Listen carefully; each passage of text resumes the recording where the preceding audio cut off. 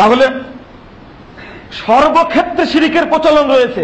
রাসূলুল্লাহ সাল্লাল্লাহু আলাইহি ওয়াসাল্লাম যে মানে আশঙ্কা করলেন আমার উম্মতের মধ্যে শিরিকে এমন ভাবে প্রচলন লাভ করবে, শিরিকের প্রভাব এমনটাই হবে, একটা পিঁপড়া শরীরের মধ্যে ঢুকে যায় জানতে পারে, হঠাৎ করে পিঠে কামড় দিয়েছে, পিঁপড়া তো বাবা নিচে থাকে, ও পিঠের দাঁড়ায় কামড় দিলে কি করে উঠলো, কি বলে এই পর্যন্ত উঠলো কি করে?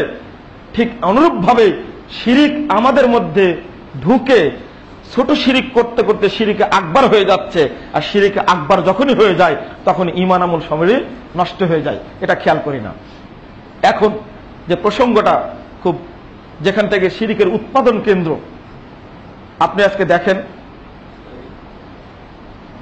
অন্যদের নিজেই আল্লাহ হয়ে বসে আছে। একটা তরিকা চালু আছে, এটা মাছ ভান্ডারি নামে, এটা খুব ভালো করে জানেন আপনারা। এই তরিকার মূল স্লোগানটা হলো যে যখন আমার কাছে সাহায্য চাইবে তাকে আমি সাহায্য করব, এবং আমার সরকারের এই প্রকৃতি কিয়ামত পর্যন্ত চালু থাকবে। বলুন, যত ভক্ত আছে এই কথাই তারা বিশ্বাসী। আল্লাহ আসলে কে হয়ে গেল? আল্লাহর মর্যাদার আছে? নেই। অনুরূপ ভাবে দেখেন 88 থেকে সংক্ষিপ্ত ওজিফা বের হয়েছে। ওজিফা করে আপনি কিভাবে আল্লাহতে পরিণত হবেন তার চমৎকার একটা দৃষ্টান্ত তুলে ধরেছে। আমি তো ওইভাবে বললে হবে না, আমি এই লাইনটা না শোনাতে পারছি না। লিখছেন, ফানাফিল্লাহ অর্থ আল্লাহতে বিলুপ্তি। ফানা একটি বিশেষ আধ্যাত্মিক অবস্থা, যে অবস্থায় সুফি সাধক আধ্যাত্মিক উন্নতির এক চরম পর্যায়ে আরোহণ করিয়া পরম করুণাময় আল্লাহ তাআলার অস্তিত্বের সহিত নিজের সর্বস্ব বিলীন করিয়া দেন। ফানার পর্যায়ে সাধকের ব্যক্তিগত সত্তা বলিয়া কিছুই থাকে না, যেহেতু তাহার সমস্ত ওজুদ অস্তিত্বই তখন আল্লাহতে বিলীন। এই অবস্থায় সাধকের ইচ্ছা আল্লাহ তাআলার ইচ্ছারই প্রতিফলন মাত্র।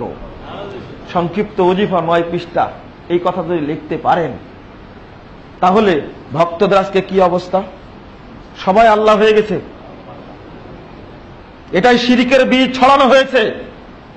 যারা দেখতে গেছেন 88 ভাইদেরকে আমি বলবো, সমর্থকদের বলবো, আপনাকে মরতে হবে, কবরে যেতে হবে, কিয়ামতের মাঠে উঠতে হবে, বিকল্প কোনো পথ নেই।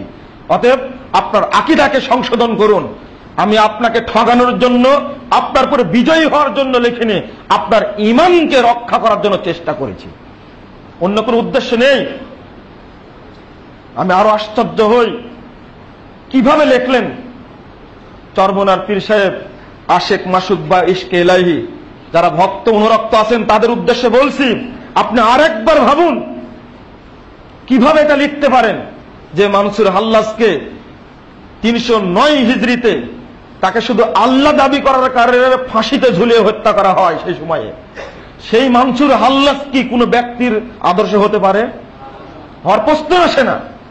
তিনি লিখছেন 41 পৃষ্ঠায় ইশকে ইলাহি বইয়ের। কেন লিখতে পারলেন তিনি এটা দেখুন।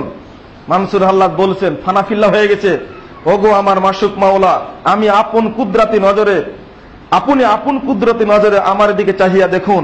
আমি এখন আমি নাই, আমি আপনি হইয়াছি, আর আপনি আমি হইয়াছেন। আমি হইয়াছি তন, আপনি হইয়াছে দান, আপনি আমি শরীর, আপনি প্রাণ। এরপরে আর কেহ বলিতে পারে না যে আমি একজন, আপনি আর একজন, বরং আমি ও আপনি এক হইয়া গিয়াছি। অর্থাৎ আমি আপনার জামালের খুশির মধ্যে ডুবিয়া গিয়াছি, আমার ওজুদ ফানা হইয়া গিয়াছে এবং আমার রূহ আপনার নূরের সাথে মিশিয়া গিয়াছে। আমিও যখন লয় হইয়া গিয়াছে তখন আমি আর কোথায় আছি?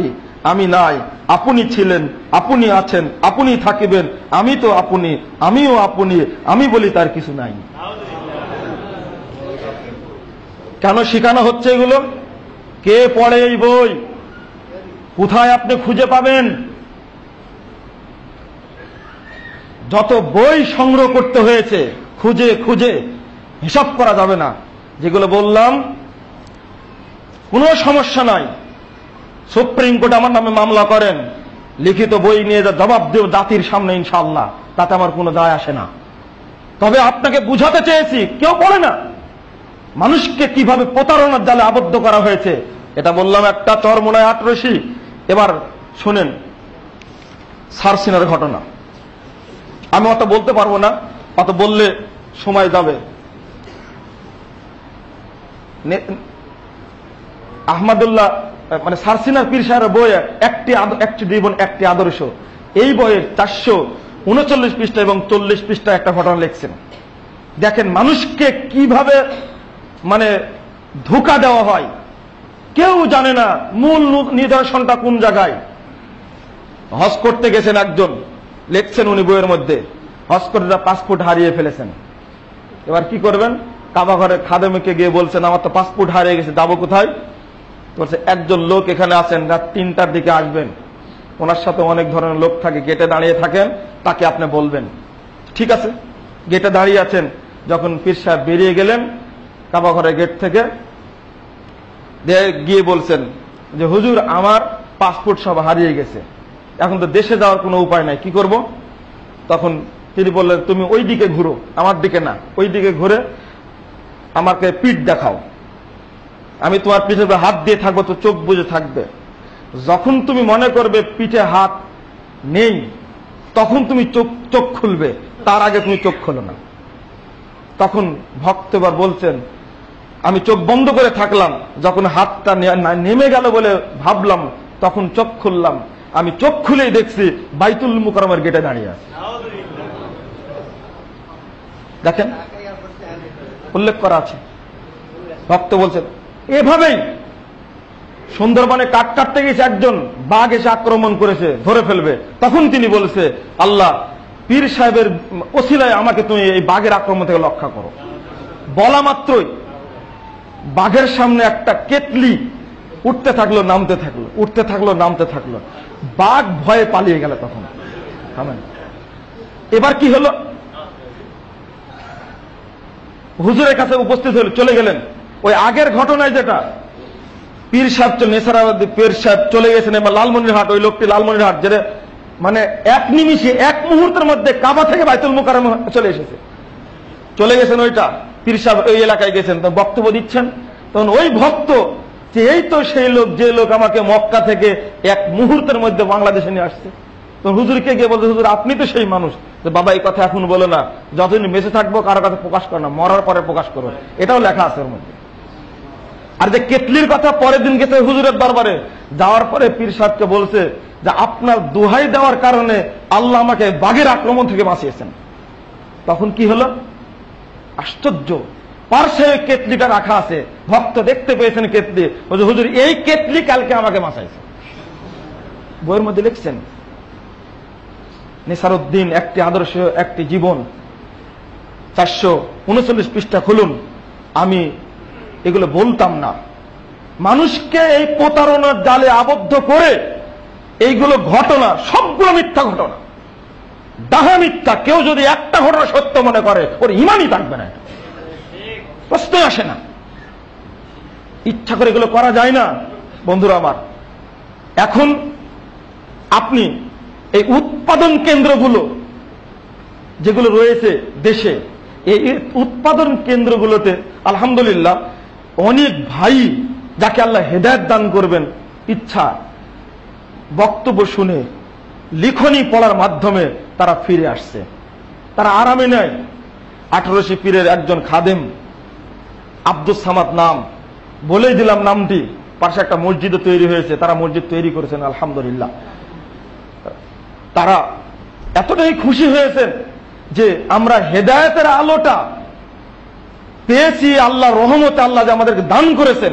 যদি মারা যেতাম তাহলে এই শিরিকের মাধ্যমে আমার জীবনটা পুরোটাই শেষ হয়ে যেত, কাল কিয়ামতের মাঠে অপমানিত হয়ে আমাকে জাহান্নামে যেতে হতো। কিন্তু আল্লাহ আমাদেরকে মুক্তি দান করেছেন। সবচেয়ে বড় একটা কথা, আমার জীবনের সবচেয়ে বড় পাওয়া সেটা হলো সিরাতে মুস্তাকিম। এই জন্য আল্লাহ রাব্বুল আলামিন আমাদেরকে শিখাতে বলেছেন ইহদিনাস সিরাতাল মুস্তাকিম। আমি যে 3টে আকীদার কথা বললাম আগে, এই আকীদা সবার মধ্যে আছে, সবাই চাই ফানাফিল্লাহ। চরমনের পীরের ওই পরের অংশটুকু পড়লাম না, মানসুর হাল্লাদ এক সময় বলে উঠলো আনাল হক আনাল হক আনাল হক, মানে আমি আল্লাহ আমি আল্লাহ আমি আল্লাহ। নাউযুবিল্লাহ। আপনারা কখনোই মনে করবেন না যে একজন ব্যক্তির নামের কারণে সে শ্রদ্ধা পেতে পারে। ওই ব্যক্তির আকীদা আগে দেখতে হবে, আকীদা না দেখার আগে কিছু বলা যাবে না। আজকে বলেই যে আপনাদের সামনে পিস